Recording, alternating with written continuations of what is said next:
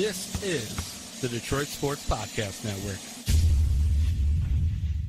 Hey guys, as you all should know by now, one of our fine sponsors at the DSP Network is The Athletic.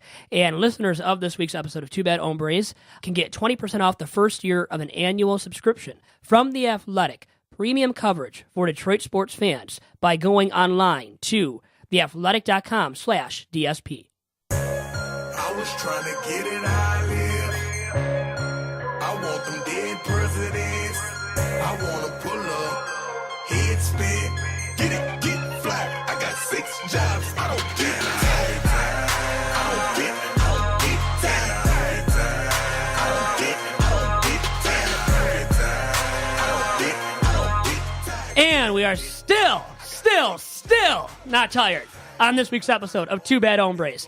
I am your host, Vito Geronimo Churco, alongside my usual sidekick and broadcast partner and fun, that is the Doc from Doc and Jock, John Charles Macaroon, and we have an in-studio guest this week with us on Two Bad Hombres, and that is Joey Oster, Big J.O., as I love to call him. Joey, how are you doing? I'm great. How you doing, Vito? Great to have you in studio, and I'm doing well. Doc, how are you doing, by the way? Vito, welcome to the weekend. Always enjoy the conversation. Tell me a little bit about the in-studio guest. Why is Joey here? Well, he's an epic failure. Also, I am as well, and that's why he's in studio this week, because we joined together. Pair of Titans, Detroit Mercy alums. Now, Doc actually, a little-known fact, he's tried to make it more well-known to kind of, get us maybe better positioning with some stuff at Detroit Mercy, but he went to grad school at Detroit Mercy, became a psychologist because of it, so he's a very smart individual as well. He's the one guy in the studio that's not an epic failure. That's why we have him here. That's why, he brought me in to make it probably a lesser product and to feel better about himself, right? That's really what it was about. Build him up, of course. Yes, build up his own ego. No doubt. I'm on the ones and twos. Got to make sure you guys keep it clean and keep it to the point where we can air it over the internet. But it's good stuff, man. Great weekend ahead. I can't wait to talk college basketball. March Madness. It's that time of year, fellas. You got your brackets ready? You ready to do this? I filled one out. Joey, have you? Yes, you have I already. did. How many did you fill out? See, whenever I usually fill out like somewhere between 10 and 12, but So you have no life? No, but it's very quickly I do that. I do rough drafts, but I only have one bracket that I say this is my bracket. I don't enter any more online. That's like the one I go off of. Like I say, I got Final Four teams off of that bracket, nothing else. So pretty much then you have the cop-out that the rest of your brackets, doesn't matter who you pick. Exactly. And then the thing is, sometimes I'll submit another one online with that's a rough draft, and if that one does better than my actual draft, I'm like, oh, that's actually the one that was, the final draft the entire time. So. See, a lot of people do debate that, in that people do argue that you really aren't supposed to really complete multiple brackets. I mean, you really should just enter one bracket, complete it, and of course, you can enter into multiple contests, but how do you answer to those that say, look, that gives you obviously an increased chances of winning by doing that, but really, if you're going to put, and you're going to fill out brackets and have 2, 3, 4 different teams, does it really invalidate your brackets by doing that? I'm a kind of guy, I know I don't do a lot. Sometimes it's 2 max, but I kind of am leaning toward the opinion nowadays you should only fill out one, or you should only have one champion if you want to fill out 12 brackets and just have the same Final Four teams maybe multiple times in multiple entries. But I'm not really a fan of completing 2, 3, 4, 5 brackets. What do you do, Vito? Well, I was going to say this. I think if you fill out 5 brackets, it means you have no girlfriend. If you fill out 10 to 12, it means you have no friends as well. And Is that true? Go. I have no girlfriend and I have no friends. There we go. Now we know. So I probably would fill out 5. And that's where it quit. I have no girlfriend. Yeah. So it makes sense. Perfect analogy there. I mean, look at that. Off the top of my head.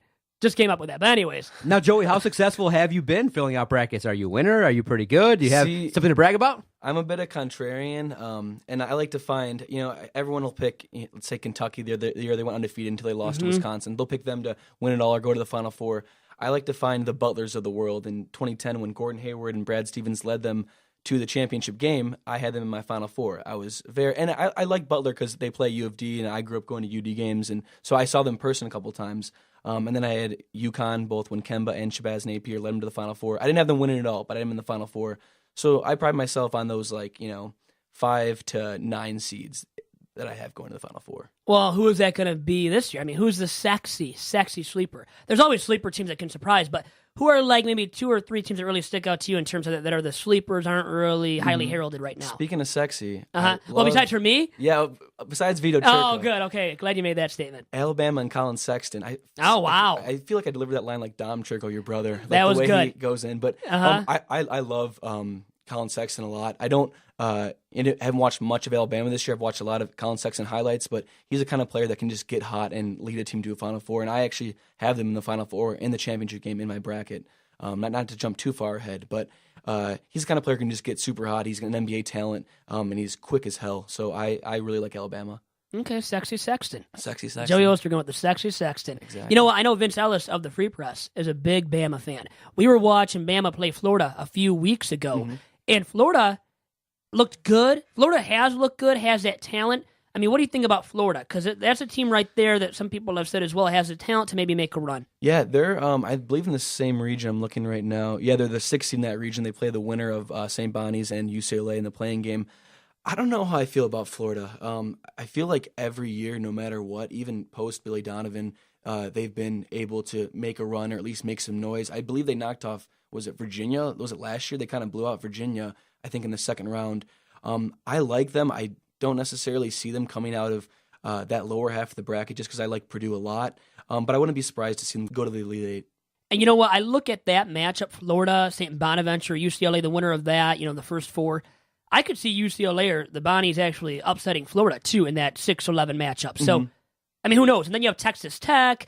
You have Purdue as well in that East region. Butler, who's been good in the past, has made these runs. I don't know how good Butler really is this year. Obviously, Purdue has Isaac Haas. Yeah. But how did they get a 2 seed, by the way? And then U of M and MSU got 3 seeds. So MSU was a regular season Big Ten champion. U of M, the conference tournament champion. I don't get that. What do you think? Yeah, I was kind of expecting the selection committee to either put them all in the same. I was expecting them to be all 3 seeds, or maybe have Purdue. Or I was expecting Purdue to be the lowest out of Michigan and Michigan State and Purdue. But for whatever reason, they have him a 2 seed. I don't know. And everyone's jumping on Michigan State again, like every year. I saw Jay Billis wrote an article why State's the team you need to pick in your bracket. And there was that one year where they got a 4 seed, and everyone on ESPN after the selection show had them winning it all. So I was expecting State to maybe get that 2 seed over Purdue. But I don't necessarily hate that because I think Purdue has as good of a chance to win the tournament as any of the top 3 seeds or so. For all the State fans out there, including Doc, I'll just say one thing. Middle Tennessee State. Hey, man. And that is why you really can't say MSU for sure, no matter the talent, regardless of all that they're going to make the Final Four run necessarily. Yeah. I don't think you can necessarily say that, Doc. Well, all I can say for Michigan supporters is Michigan State at least shows up consistently. There have been some years where Michigan hasn't even showed up to the NCAA tournament. So, look, I know you've had recent success. John Beeline's done some things, but at the same time, you got to look at how the bracket was done. Obviously, when you look at it, everyone's going to see Michigan's side is way easier. Obviously, the game that people are going to be watching for is Michigan-Houston. That could be a shootout. That could be a game that comes down to the wire. But I would, if I'm a State guy, I would trade anything to be right now in Wichita, Kansas, starting in that bracket. They pounded on Michigan State, and they are expecting Michigan State to, if they get out of the opening weekend, play potentially Duke and Kansas back-to-back. Holy cow, it's going to be a little bit tough, but at the same token, it's just great when we talk about college basketball in town that we can actually have these debates, look at the two programs, and it was really a wild year this year. Many people were complaining that why is it that Michigan got to play Michigan State once on the road, but it ended up being a great game at Madison Square Garden. You had an opportunity to see Michigan State, Madison Square Garden, and unfortunately for State supporters, Michigan got the best of them. But if you look at most brackets, I do believe realistically, logically, most people should have Michigan going farther because I would say probably roughly 95% of the brackets have State winning 2 games, losing to Duke. And I think that's how I'm going to do it. I hate to say it, I can't write Michigan State past Duke because they've only won once. And that was, people laugh at me when I tweeted out that I saw that. Yeah. 2005.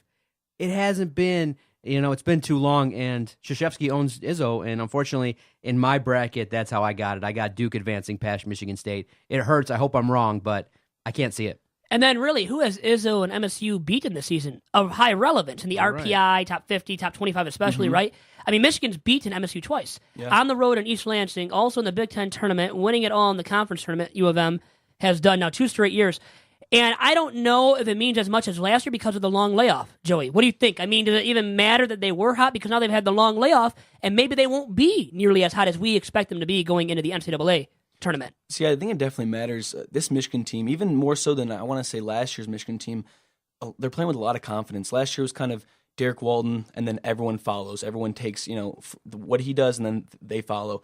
This year, you don't know where it's going to come from, and even like Xavier Simpson, who has been a horrible free throw shooter for, all year, he's still not playing as if he's a bad free throw shooter. He still attacks. Even at the end of games, he still goes to the ball, and that just kind of indicative of their entire season.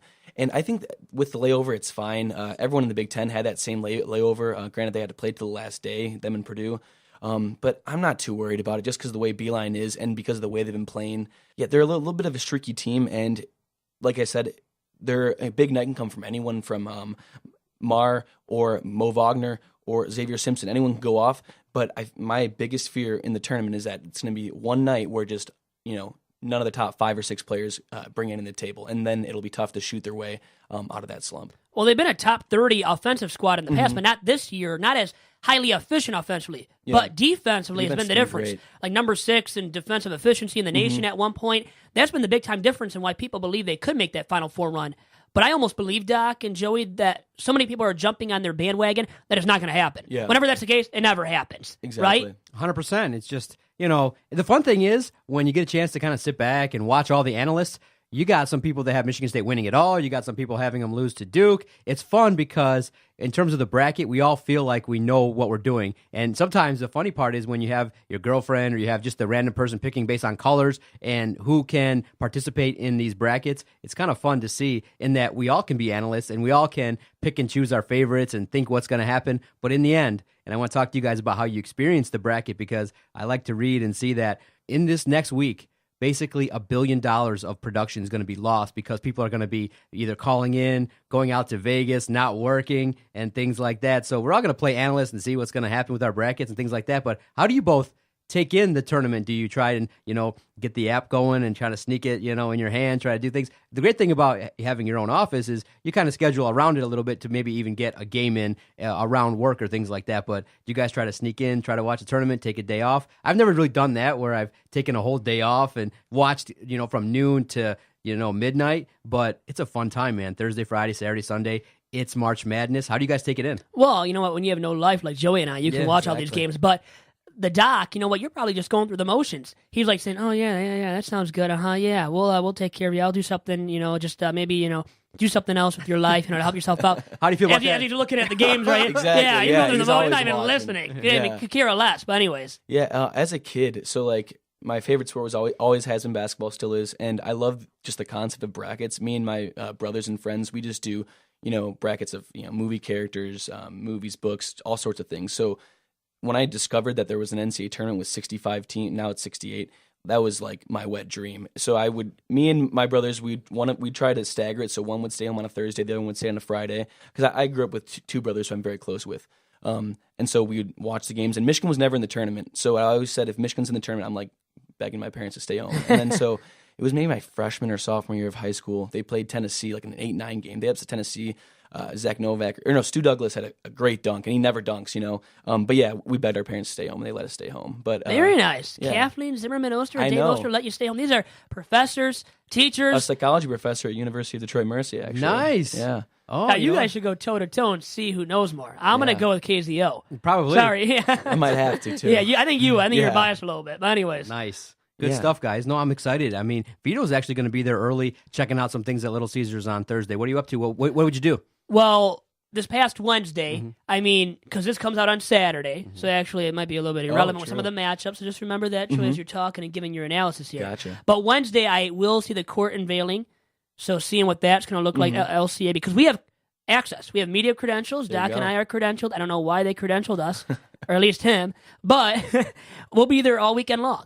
So, this Sunday too, and, hopefully MSU will be playing, and there's so many people predicting this and that. It's hard to gauge where these teams are going to end up or, how far they're going to go because a team that just gets hot out of nowhere, and that's why you really can't predict who's going to win it all. Yeah. And that's why you see these people that know nothing that come out of the woodwork, right, and end up being the person that actually predicts the Final Four and gets the champion right. Yeah, it seems like that a it's lot, people Joey. like me who I go for like I said, Alabama is my championship game because maybe they end up going to the championship game, but it's people like you said, people based on like mascots and colors who, I picked Virginia because they're number 1 overall seed, so like why not? And then I have my Final Four of 2 2s and 2 1s. Those are the people who win. Like a girl in your office, or your cousin who doesn't pay attention. Yeah, and so that's why that happens, and that's why I like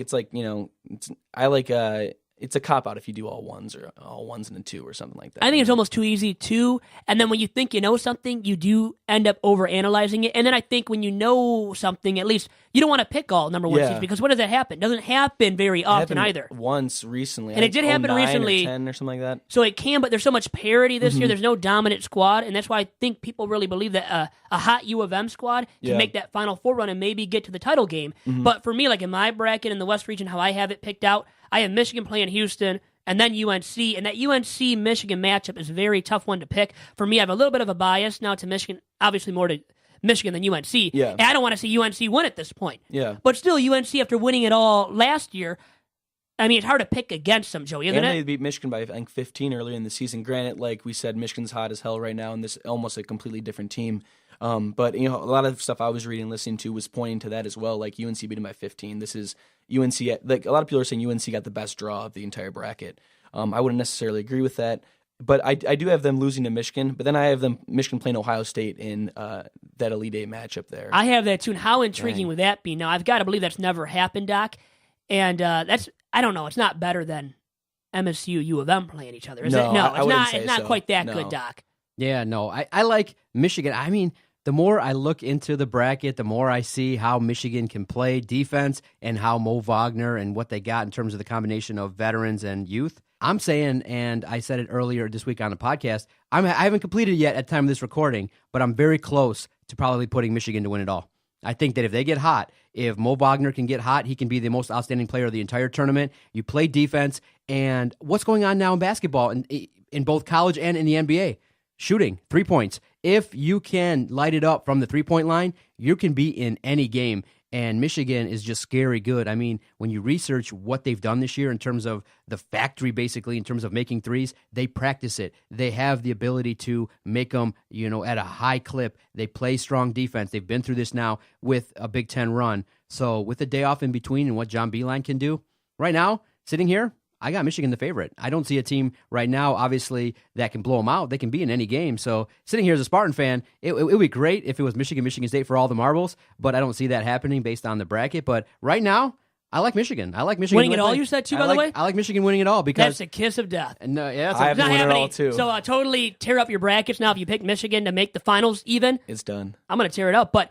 You said 3-point shooting can really get you far, and like Trey Burke, Derek Walton, last year, guys that are point guards, right? Guard-driven teams can make the Final Four runs. I was going to say, well, then if you're picking based on that, U of M's guards aren't the best offensively. MSU, Cassius Winston can shoot lights out now from 3-point range. Yeah. So maybe MSU actually makes a run for Sparty, Doc, because of that shooting ability there. Yeah, with Michigan State, you got to have somebody compliment Miles Bridges. Is it going to be Cassius Winston? He's done it throughout the year. I mean, Michigan State 29-4, he's been the guy, but you need a couple other complimentary pieces. Can they step up in the biggest moments? The biggest fear, obviously, for all Spartan fans is what are they going to do if they play Duke versus the zone? Duke has perfected it, obviously, throughout the year. They got two great, talented players, and obviously, Krzyzewski is just an amazing coach. How does Michigan State handle the zone? Do they turn it over? Do they go 4 or 5 minutes without scoring? Do they look lost like they typically do in big games? In those moments, you got to step it up. And until that, basically, for all Spartan fans, it's show me. It's like, look, we can analyze it to death. Will Miles Bridges step up? Will somebody compliment him? Will, Michigan State in the biggest games step it up and play like they did versus Maryland, step up like they did versus North Carolina? If we see that team, no doubt, we'll have a good time, and it'll be great for Spartan fans. But if it's a game like you have versus Michigan or other teams where they just grind it out and things like that, I would say the bigger end stars are with Duke. I'd say that Grayson Allen could be a guy that can really light it up, and they have the ability to do something. So it's unfortunate to say that, but sometimes somebody has your number, and it just sucks that Michigan State always is on the side of Duke. I would just wish it was the other way around this year, but hey, it's up to Michigan State to prove the critics wrong. That's what they have to do, period. Well, I would say Michigan, Ohio State in the Elite Eight, and then maybe Michigan, MSU in the final. That'd be crazy good. That'd be awesome. High ratings there, especially for that championship game. Now, Vito, we got a great guest coming up. Who do you have dialing in to give us some insight regarding the NCAA tournament as well? Detroit Mercy Titans all-time leading scorer, Hall of Famer, Rashad Phillips. He was on our UDM radio show. He was. He did a show called The Churko and Phillips Show, Doc. I don't know if you knew about that. Now defunct. It failed miserably. And this show is about to fail. No. He'll be joining us after this quick commercial break on the Detroit Sports Podcast Network. Vito, I want to tell you about our host site, Podomatic.com. When Adam and I first started this project, we were looking for a great place to host all of our recorded audio. Why do we use Podomatic? At this point in time, we've recorded 800 to 900 weekly podcasts, and we've only used one host site. When we got great guests, when we record these great sports shows, we got to have a great place to host all of our recorded audio. We record, we edit, boom. Within 5 minutes, we can generate quality links so that all of our supporters across the country and even overseas can listen to the Detroit Sports Podcast Network. So if you're listening to this and you say, you know what? I can be like Vito. I can do a better job than him. I can start a podcast. We recommend you use Podomatic.com. Maybe you can even reach the level of success as the Detroit Sports Podcast Network. Again, Podomatic.com. Yeah, we coming now.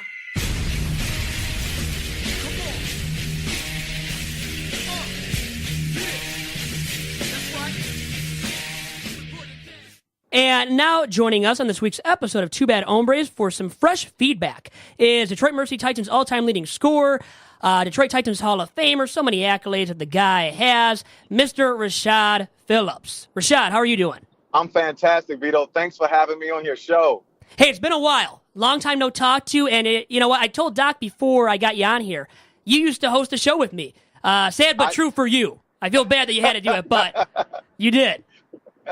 The Churko and Phillips show, back in the day. Yeah, back in the day. You actually gave me my first gig, Vito. Thanks. Hey, no problem. And now you're doing some big stuff with Stadium, the Stadium Network, and a YouTube show you have now, your very own YouTube show called Sports Talk 2319. So how did this all come to be for you, Rashad? Well, growing up, I've always been, I always loved the animated voices and characters of the broadcasting world. So when I, got to UAD, I studied communications, and that was just a fun time for me. And when I got my degree in liberal arts, when I left, I was always getting asked the question, what are you going to do when you stop playing basketball? And for me, it was two things. I'm going to train kids, make basketball players, and I'm going to do some play-by-play and scouting. So I'm at that stage of my life now where I've created my own platform, and I love the game so much that I just want to give back to it and help as many kids that I possibly can. So your alma mater, Detroit Mercy, wanted to start off the conversation by getting into that just a little bit here. And your former teammate, Bacari Alexander. Yes. Not the greatest two first seasons for Bacari. 8 wins total, 2 straight years, 24 losses this past season, which is a program record for losses in a single season. So how would you evaluate what Bacari has done in his first 2 years on the job at Detroit Mercy? Well, it's hard to evaluate when a coach, after 2 years, you have to still allow the coach to get some of his recruiting in. The philosophy has to take shape. So from a team standpoint, I think that Bacari's message to the team is to defend the ball. And that's what they haven't been able to do thus far. Is defend the ball. They've been able to score the ball really well, but over time, I think giving Bacari some time to get his philosophy across the board, get his recruiting across the state, then we can sit back and give him a better judgment on what he's doing. But right now, I still think that in year 2, it's still too early to kind of say, hey, it's not working. I believe Bacari is the right person for that job, because I know what he stands for. He's played and he's coached at winning programs, so he knows all about that. So again, time is best friends with the truth. And I think year number 3 for Bacari is a huge season. I think he has to win 13, 14, 14, 15 games next season. He will. And that's the key. I hope he does. Hey, I'm an alum too, so I really hope he does. And I love the guy as well. I think he's a great guy, and we hope it works out for him at Detroit Mercy, Rashad. And now moving on to some NCAA tournament talk. And I know you've been a big advocate all year long of Trae Young and Young's game. So I've got to ask you, first and foremost, actually, about Oklahoma getting into the big dance. It was highly controversial because 7-12 since January 1. Not the greatest record there, 18 total wins. What do you think about them actually getting into the big dance? Well, you got to look at it like this. The NCAA knows that they're trying to sell tickets, okay, and TV ratings. Okay, there's no secret there. And Trae Young, he's must-see TV. So regardless if they're 18-13 or 18-15, the superstar is that kid. A lot of people are not talking about Alabama. I don't think Alabama should have got in. But nobody's talking about that team. Everybody's talking about Oklahoma because they have one superstar, and that's Trae Young. So I think he's going to be great for the tournament. They have a tough matchup against Rhode Island. But remember, this team was a top 5 team in the country 3 months ago. So we still need to respect that Oklahoma still has some fire left. So you never want to get too close to a wounded lion because they still got one more strike in them. Now, Rashad, I'm curious to get your honest assessment of Michigan State. I've never really seen a team more criticized than a 29-4 Michigan State team. Now, that is going to happen when you have huge expectations. But going into the tournament, a lot of people are really criticizing Michigan State for what they did versus Michigan. They're looking at their strength of schedule. They're looking at Michigan State and saying, can you really do it? Most people have them playing Duke. What's your assessment of Michigan State, and how far do you think they can realistically go in the NCAA tournament? I think Michigan State is the better all-around team in the country from top to bottom. They're well coached. They play in unison. And I think that I think Michigan State has risen their own bar. So we're holding them to a higher standard. And I don't think it's fair. A lot of the criticism comes because they lost to Michigan twice. That's where the criticism is coming from. But if you look at their team from top to bottom, this team is well equipped to go further in all the way to April, the last day of playing. And obviously, Cassius Winston has played tremendous, second in the country in three-point percentage, top 5 in assists. Miles Bridges, Jaren Jackson Jr. This team is loaded. And Michigan State plays well on neutral sites. They play well on neutral sites. So take that in consideration. I look at Michigan State as the team that can go all the way. But you know what? I think John Beilein's Mr. March now, not Tom Izzo. Now, I mean, it's debatable, and Beilein's done a great job with Michigan this season. What are your thoughts on U of M? A number 3 seed, just like MSU. Mm-hmm. I think Michigan is fantastic. I think their road to the Final Four, they're going to have to beat a tough North Carolina team down the line that rebounds the ball very well. I like Michigan. They coming off 9 wins in a row. They protect the ball better than any team in the country. So we can be looking at Michigan State and Michigan, both Big Ten teams, in the Final Four. And how about the ratings? I mean, that could be the championship game. That would be crazy good for, well, in-state, but for the NCAA, I believe, too. Would be really darn good.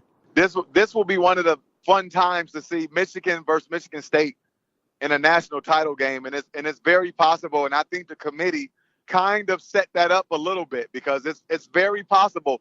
And let's think about Purdue. You can have Purdue, Michigan, and Michigan State all in the Final Four. If you love the Big Ten, I mean, that's a Big Ten fan's dream coming true right there. Absolutely. Now, really quick, regarding U of M, MSU, there's been the debate, who is a better team right now? Who do you see making the deeper run? I mean, could you see them both? I mean, how realistic to you for the two of them making the Final Four this year? I say both teams. They both can because Michigan has proven that they can beat anybody. They've proven that. And Michigan State is just historically, they've always been good on neutral sites. So this is very realistic. So if you have your brackets and if you have Michigan and Michigan State in your Final Four, that's a realistic bracket.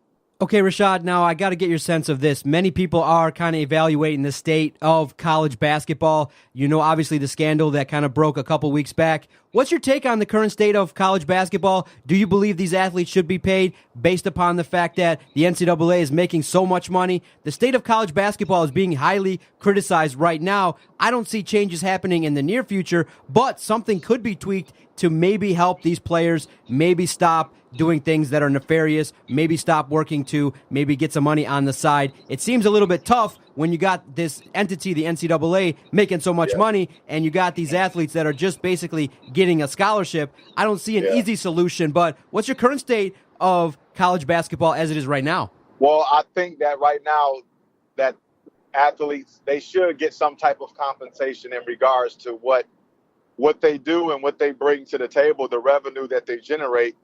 I just think that, and I'm speaking from a former student athlete, obviously, but the regimen that we go through in order to perform at the highest level on that stage, and also the responsibilities of being a student, it's like having 2 full-time jobs, and you're doing them for free. So I believe that there won't be a immediate solution to this, but I believe over time, once you get both sides to sit down and have some serious conversations in regards to the players making some type of compensation, I think that will happen. In the next 5 to 10 years, I think that the college athlete will be getting some type of compensation, whether you put the money into some type of 4-year trust fund where you have to fulfill your 4 years, and then when you graduate, you get your money. Something in that fashion will take place in the next 5 to 10 years. Well, I think about it like this, too. How much money your boy Trae Young has made for Oklahoma this season. God, I mean, a ton of money. And he's bound to make a ton of money at the next level playing in the NBA. And, really quick, wanted to get your thoughts on what he compares to at the next level. There's a lot of comps being made of him to Steph Curry. What do you think about that comparison? I think comparing Trae Young to Steph Curry is like turning in your homework to a teacher and expecting the teacher to give you an A because you have great handwriting. And I mean that by saying it's a bad comparison, but it sounds good. It looks great on paper, but it's a bad comparison. Trae Young, to me, is more like a Mike Bibby, Chris Paul type of style of player. Doesn't have Steph Curry's jump shot like people say he does. And they play in 2 type of different fashions. Steph Curry is more of a off guard, shooting guard type of style player. And Trae Young is more of a ball dominating, decoding point guard. So there's two different styles here. It's like NFL quarterbacks. Like Cam Newton and Tom Brady are 2 different quarterbacks. Cam Newton and Aaron Rodgers are 2 different quarterbacks, even though they both scramble, but Aaron Rodgers scrambles in a fashion to throw. Where Cam Newton scrambles, he scrambles in a fashion to run and get a first down. Same thing with Trae Young and Steph Curry. And you know what? I couldn't say it any better. I know that. But Final 4 picks. Now, I want to leave you with that. Now, we've talked about how Michigan and MSU both can make that run to the Final 4. But now you're on the hot seat. Who do you got in your Final 4? Well, that's going to be tough for me to answer. I know that will be released on my show, but I can tell you this. It could be Michigan State and Michigan in the Final 4. Nice. It could be. I like how you leave it like that. And so we have to tune in then to your YouTube show, Sports Talk 2319, to find out who makes your Final 4, huh? Yes, you will have to tune in to Sports Talk 2319 in a few weeks and find out what's my Final 4 picks. But if you have Michigan State and Michigan in your Final 4, I'm not mad at you at all. No, I mean, it makes sense to pick either, to pick both even right now. And you know what, really quick, actually, do you think that long layoff, could have hurt Michigan, could hurt MSU in the tournament? I mean, it depends. It depends on what kind of person are you. Are you an opportunist or are you a pessimist? Because for me, I'm an opportunist. So I would think that the time off would give them time to get their minds right, to rejuvenate their engines, more preparation going in. So to me, no. And you know what? With that being said, I got to say one thing. Rashad Phillips always makes my basketball mind right. He gets it right. And with that, Rashad, I'll let you go. Great talking to you as usual. Great insight on the tournament, and we'll talk again soon. Thank you so much, guys, for having me. Yep, I'll talk to you, man. Have a great day. Care. And that was Detroit Titans all-time leading scorer, Rashad Phillips, the host of his own YouTube show, Sports Talk 2319, Detroit Titans Hall of Famer, Also, he's done some work with Stadium. Have you tuned into any of that? It's online, streams online. You can check out some games that way through Stadium too. I don't know much about Stadium, but I have watched his YouTube show a few times, and honestly, I love it. I love Rashad. He's a great basketball player, but I love the way he breaks down, especially guards and scores. And I haven't seen any of his stuff on Trae Young, but I would have assumed, just knowing Rashad and the kind of players he likes, that he loves Trae Young. And he loves guards. Yeah. And he can break down guards all day long. Mm-hmm. And I've seen his Twitter feed. I mean, it's blowing up when Trae Young has gone off. Mm-hmm. And, he's a big advocate of Oklahoma making it in. And I think what he said, I think he made a great point that the NCAA, as with any entity, wants the drama, wants the suspense, wants the big name factor. Guess who brings that big name? Trae Young with Oklahoma. Yeah. So you put Oklahoma in, and you can cash in. Yeah. And think about it like that, too. Yeah, I actually have Oklahoma beating Duke. Really? Making that far of a run? Because it seems like the team isn't good enough around him. That it's been the Trae Young show all year long. And that he's been overhyped even a little bit. And since being overhyped by ESPN, the hype machine there at ESPN, that his production has gone down. Yeah, it has. And the thing is, though, I still, everyone still believes his ceiling is, the top in the college game.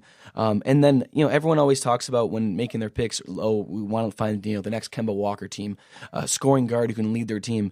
And I think it's such an obvious pick. People are overlooking it. Granted, Oklahoma's, I don't think they have 20 wins at this point. They have 18, Yeah, they're 18, and once 13. again, 7 since January 1. 7 and 12 since January 1st. But I think it's right under our nose that is a possible Kemba Walker, Shabazz Napier, a big, traditionally pretty decent basketball school led by a great scoring guard.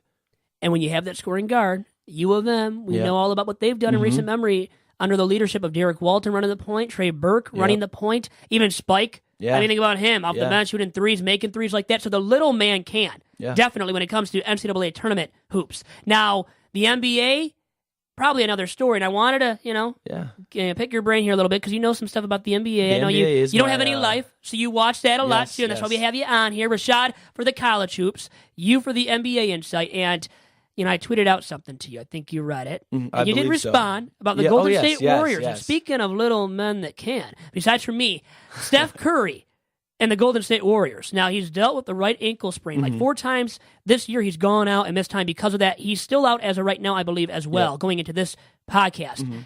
Now, that's been a concern previously in his career. When he started off in the NBA, 2011, 2012, his first 2 years, I believe it was, where he dealt with that injury. Well, and he got the best of them, too. Such a small contract, which everyone, it's about to be up or they're renegotiated, but everyone's saying that's the best deal in the NBA because when he signed that contract, people were like, you're giving that much money to Steph Curry? He has bad ankles, bad knees, he's a small guy. And then now it looks like the biggest steal of all time. But no, I'm not that worried. Maybe he's... I think he'll be fine. Even if he is hurt, I still think the Warriors are the best team in the NBA, head and shoulders. I think even without him, Durant will be fine against Houston. No one in the East is even a thought on my mind. Cleveland's, I think they'll win it all just because LeBron, even though Toronto looks awesome right now, but I just think in a 7-game series, there's nothing you can do to stop LeBron, at least on the Eastern Conference side. So LeBron still has it, you're saying? Yeah, 100%. And it seems like he can still record the triple-double. Look at his numbers, what he's averaging across the board. He can still board. He can still dish out the assist. He's still the greatest passer maybe of all time, at least among forwards today, in today's game, by far, right? Yeah. You saw those. I'm sure you saw that highlight the other day where someone was going back. I think it was Larry Nance Jr. was going back door. He just looks him off, then Didn't both defenders went the other way. Yeah, it was beautiful. Beautiful work of art. I mean, I love it. You know what? He's better than watching porn. Yeah, honestly, dude. There's not much better, Joe. I would not. Come on. I would not disagree. Watching LeBron highlights. You know what? Come on. I'm of the mind where I think LeBron is the second best player of all time. I think he's great. I think he's a little bit boring to watch, and I always have thought that part of that might be because he's not a bona fide or natural scorer. Or what is it for you, Joe? I don't know. He's this is probably just my 5th and 6th grade bias coming in because I'm a big Pistons fan. I hated LeBron and the Cavs, but he's kind of stocky. Yes, he's dominant. He's more of a force of nature. Guys I like to watch, it's like someone like Steph, who's just a bomber, or Durant. And people think Harden's boring to watch, but I love watching Harden. I think Harden is different than LeBron still. Yeah. I think what you're getting with LeBron is he really can't bomb it from outside, go off. He doesn't have that pure shooting stroke. It's where Harden even has that at times. I think And he has more of the scoring knack than LeBron, even, right? Like watching LeBron, it's like watching, or like looking at like the Grand Canyon or some sort of monument. Like it's huge and it's amazing and it's beautiful. I understand its beauty and I can contextualize it and all that. But just personally, it's not the kind of the kind of basketball I enjoy watching. I watch basketball. It's not what gets you going on a Monday morning. Yes, exactly. Now, if you're going to get going on a Monday morning, you're going to watch Steph Curry or Kevin Durant. And honestly, I love Steph Curry because he's reinvented the game of basketball. Yeah, 100%. But now what's been bad, and we could have asked Rashad, and maybe in the future we will, or somebody else that has played the game better than you and I and longer than you and I, is it bad for the game what Steph has done? Because now everybody's trying to shoot it from outside and from way downtown, which isn't good because not everybody can do what Steph Curry is doing too. Yeah, well, the NBA game's completely changed. Like Jahlil Okafor right now, he's on the Nets. He's not even sniffing the rotation. He's on the end of the bench, and he was the number I think 2 or 3 overall pick, and he would have been the number 1 overall pick in certain cases. And he literally just can't find a spot on a roster just because he's can't stretch the floor at all. He's not a good defender, but he does a couple things well. He's a decent rebounder, and he's a really good offensive low post player. But that's completely gone in today's game. There's no room for it. And now, Doc's like, what the hell are you talking about? Wait, no. That's you, Doc. No, Vito, I'm just going to say this. You don't have to have a former player on to kind of get the insight regarding what you're looking for. You got a basketball expert here. I've been covering college basketball now. Oh, yeah, because he's covered Oakland Golden Grizzlies, too. So watch out now, Joe. Seasons, and I've gotten some insight from some quality coaches as well when you snoop around and ask some questions. You asked regarding Steph Curry and is shooting the 3 ruining the game.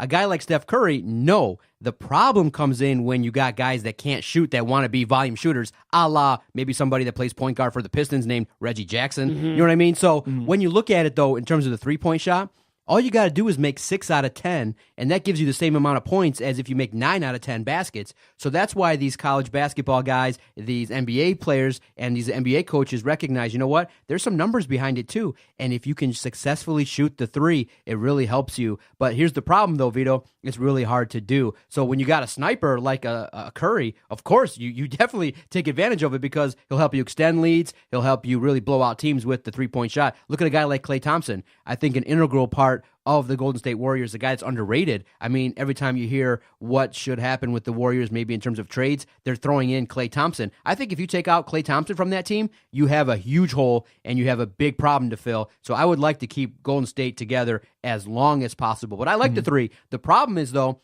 you also need to balance it out with some guys that can get easy baskets. Maybe a combination of a Steph Curry and a Blake Griffin together in combination back in the day would have been nice. But, in terms of what I like, I obviously was old school. I like the Hakeem Olajuwons, the Shaqs, get the ball inside, kick it out to the guy that's open on the wing for the 3. If it's open, you got to have that. You got to have somebody that can draw in some defenders to make the three-point shot easier. Right now, though, the problem is there aren't that many great big men, so all you got to do is just basically cover the 3, and it's easier to do. But I don't like the fact that teams like the Pistons are trying to get guys that want to shoot the 3 heavily, but they're not as successful, and they're trying to do it the Steph Curry way in what they're doing in Golden State. They just can't do it. But in terms of, your question, is it ruining the game? No, it makes it fun.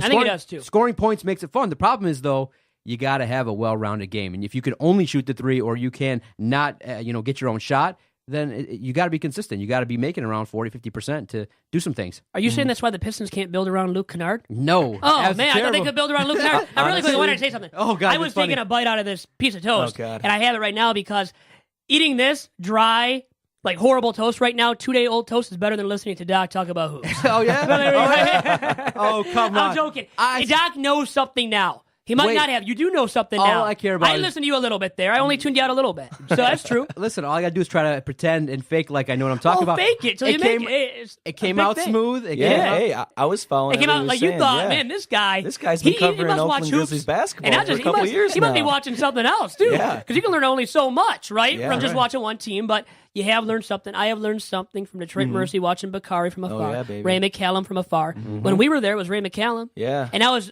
son is still playing. I just saw he posted something, too. Yeah, I forget where he's playing now. Overseas somewhere. Yeah, I thought he was going to make it in the NBA. Like, he's a good player. There's definitely a spot for him on a roster. Maybe, I hope so eventually. But back to what you were saying. Yeah, back to the relevant basketball discussion, Joe. I just had a quick point to make. Like, thank you, With, like, we were talking about big guys, they need to almost have to shoot 3s now. A guy like Andre Drummond, who recently revamped his game. Now, he's a very effective player, and I think he's actually a cornerstone Pistons can build around because... Who is Andre Drummond, you said? No, I'm saying a guy who is Andre Drummond. Oh, okay. Excuse me. Like, yeah. No, So like he can't shoot the three at all, worth a lick. No. He can barely shoot free throws. But what he's added to his game this year, he's a lot more of a playmaker. They bring him out, they do a lot of handoff stuff with him, where he can kind of run the floor. So he can't shoot a three at all. But a guy him compared to even DeAndre Jordan on the Clippers or Jahlil Okafor with the Nets, those guys are just kind of post players. Granted, DeAndre Jordan can run at the rim a bit, but he has no outside game. Where Drummond can handle the ball, distribute a little bit, and it's only come in within the past year. But that's been a huge step forward for the Pistons. And I'm honestly not as pessimistic about the Pistons as everyone else. I kind of want Stan Van for another year. Really? I was going to ask you about that. Yeah, just because I'm saying Reggie's not even healthy right now. We traded for Blake. Is it even been a month and a half, if that? So, we went in with that Blake trade thinking, okay, we're going to have this, I don't like using the term big three, but we're going to build around Blake primarily. Andre is a great compliment. And then Reggie Jackson. Right now we're playing Ish Smith, who is, I think, a great backup point guard. But what he does is when he comes in the game, he changes the pace. He loves getting to the hole. He's not a good shooter, but he changes the pace. But we make him the starting point guard, and you have that change of pace where it's just the same pace the entire game. It completely negates any impact he would have. So I want to see, let's get Reggie, Drummond, and Blake and see what happens. But man, that's it's tough blasphemous. It's tough stuff. Oh, blasphemy right there. Man, Come on. Stan Van's going to call you for the PR stuff. But to say you should be running PR for the know, Pistons man. now. Look at you, man. Listen, I think it's going to be epic disaster. Here's the problem. Reggie Jackson's a volume shooter. Can you mold him into a guy to pass the ball? The problem with Reggie Jackson is he just, these volume shooters got to have the ball in their hands, and he wants to be, you remember the conflict that Larry Brown had with Chauncey? In that he wanted to mold Chauncey into a pass-first point guard, and I don't see Reggie being willing to follow that. And I thought the contract that he got, man, he stole money, man. I can't believe Stan Van thought that guy, that Reggie Jackson would be a guy to lead the team. And unfortunately, when he gets back, the Pistons might be already done. And next year going forward, it is those three guys and then a bunch of role players that you say to yourself, man, what are you going to do in the draft? You have limited draft picks. And don't have a first rounder to start off. You might not even have Stan Van Gundy. Pretty bad. I think that Tom Gores might have hinted at they're going to talk after the season. I'm hoping the talk results in a new regime because I think that, these players kind of have shown what they'll do for Stan Van Gundy. I think a different coach, a different voice in the room might get even more out of these same players because it just seems like right now it's going to take an overwhelming coaching effort to get this group of talent because after the first 4 or 5 games with Blake Griffin, it seems like the team has not done that well, and it's really disappointing at this point in time. I'm not currently a fan of Stan Van Gundy or Reggie Jackson. Andre Drummond's great, but at the same time, when you put him in this kind of system, I'm not sure it's going to lead to success playoff-wise, deep runs, things like that, because how do you build a team with two wings, two bigs, when the league, like you said, is with like Steph Curry shooters, guys that make threes? It seems like the Pistons went with, we can't draft shooters, we can't draft superstars, so we'll just go with a different style and force them to attack us. Well, it's not that hard. You double, Andre Drummond, you force Blake Griffin to have the ball, great. Let Blake get his 25, 30 points, no problem. You limit Andre, that's it, ball game. Who else is going to step up? You want Reggie Bullock and Bike shooting the ball? Come on now. No, you don't. No, I want Kay Felder. Yeah, you want Kay Felder in crunch time, but it seems like they just put this roster together on the fly with no direction. And there's no cohesion. It's not a true big three once you get Reggie back. And I know you weren't trying to say that because if you were, you're on some good stuff, like really good drugs. But anyways, I had high hopes for Reggie, and I still think that they can be a very good, serviceable, big quote unquote big three when they come back. But then I think back to the whole reason the Pistons were able to get him in the first place. He was a backup on that Thunder team with Westbrook and Durant. He thought he was good enough to have his own team, which I like that confidence, But now I'm thinking, okay, when he comes back, Blake Griffin is clearly the number one, and Drummond's clearly the number two. But is Reggie going to think he's the number one when he comes back? And be chucking up shots because he's not a pass-first point guard. He has to be. He's a poor man's Russell Westbrook, but a very poor man's Russell Westbrook. Exactly. Who's making too much money and isn't probably the right point guard for this team. Now, we have seen like the pick and roll, though, be played out well with him and Drummond in the past. So now he just has to really perfect that because he better not be shooting a lot. And when you have two bigs like that, you want to be handing it off or dishing it to them underneath the rim where they can finish. And Drummond's not the best finisher still around the rim or good enough and with his back to the basket. But still, he's a good number two guy. I think he can be a number two guy. He's a great rebounder. I've been watching him a lot this year, and he just has such a nose for the ball. And he was putting up double-digit rebounds in his early years, but now it's like he dominates both sides of the game when the ball's off the rim. And I hated Drummond going into this year. I love Drummond right now. I think he's a very good number 2. I got to ask you, what do you make of how Stan Van has drafted? Because I feel like there's this dichotomy of those fans that say, look who you passed up on. You passed up on Booker. You passed up on some players that can do some things. You passed up on guys that could be productive now. And then others are like, look, you know what? You guys got to slow down, take a longer-term view of Stanley Johnson, Ellenson, and Kennard. I just look at it and I say, how do you pass on a Donovan Mitchell? How do you pass on a guy like a Booker? You just can't do that in this day and age when I feel like right now in not only the Pistons but Detroit teams, it feels like they're not willing to potentially play young guys a lot of minutes and be willing to lose when you have this kind of when you're stuck in the middle where you're still trying to win games and you're still trying to put a competitive product. Maybe that's why you draft guys like a Kennard and you say, well, we're looking at him as a 3, 4, 5 year project. Stanley Johnson, we're looking at him like a 3, 4, 5 year project. But when you've been losing the last 3, 4, 5 years, nobody's patient. Nobody's going to wait for Stanley Johnson. Half of the Detroit Piston fan base wants them all gone. And you look at it and you say, Stan Van, my goodness, I think you didn't need both, but you needed one of them. You had to hit on Donovan Mitchell or Booker. You had to hit on one of them. You got none of them. And they look at, unfortunately, it sucks for these guys like Kennard and Stanley Johnson. The fans aren't behind them. They don't support that because there's players out there that were better. I think Stan Van Gundy has proven that he's a better color commentator, and Blake Griffin eventually might be a better stand-up comedian than basketball player. So that's a really good thing for the Pistons. The floor is now yours, Joe. Sorry. Well, I'm just trying to think of where to go with this. 'Cause I have a lot of thoughts on the Pistons. See, the draft, I totally get what you're saying on that, but the thing is, it's not just Stan Van who missed on those players. They went, between 8 and 15 between Mitchell and Booker. So a lot of guys missed on that. And also, what you said, right now they're in basketball purgatory. They're not good enough to tank. They're not bad, or they're not good enough to go for it. And they're not bad enough to tank. So they're in this weird position where they're drafting guys who, like you said, are projects. And like Luke Kennard, he's never going to be the best player on your team. He's obviously a role player, a 3-and-D guy off the bench, maybe your best 4th or 5th starter. I don't know. They're just the thing with Stan Van. I think he's a good coach as just an overhead. It almost seems directionless. Like they don't know if they want to go for it or not, and just I don't know. It's a bit of a mess. I just believe in him enough as a coach to want to see it for at least one more year. Okay, moving on. Some quick hitters here. We got about 5 more minutes, and then Doc will cut me off and boot me out of the office. So Rockets, Raptors. How about the potential of that being a finals matchup? Over or under 50%, playing a game of Big Vito's over-under. It's a widely popular game, by the way, Big Vito's over-under. Yeah, I've heard. You've heard about it? Oh, yeah. It's all over Twitter. Okay, so over or under 50% on that being the finals matchup. Rockets, Raptors. Hard under 0%. It's really? Yeah, no. I see a possibility of maybe the Raptors getting out. I don't see the Warriors losing in the West. And honestly, I don't see Cleveland losing in the East either. But yeah, for both those teams, 0. If you're going to go with one of them, I'd say 13% chance just for one 13.5? Yeah, 13.5. Let's say 13.5. Okay. Yeah, okay. How about Russ Westbrook now, leaving the Thunder to join the Lakers? I don't think so. I think he's an Oklahoma City guy. I think he likes having his team. I like having his, it's not in LA. It's his own little corner of the NBA, which is Oklahoma City.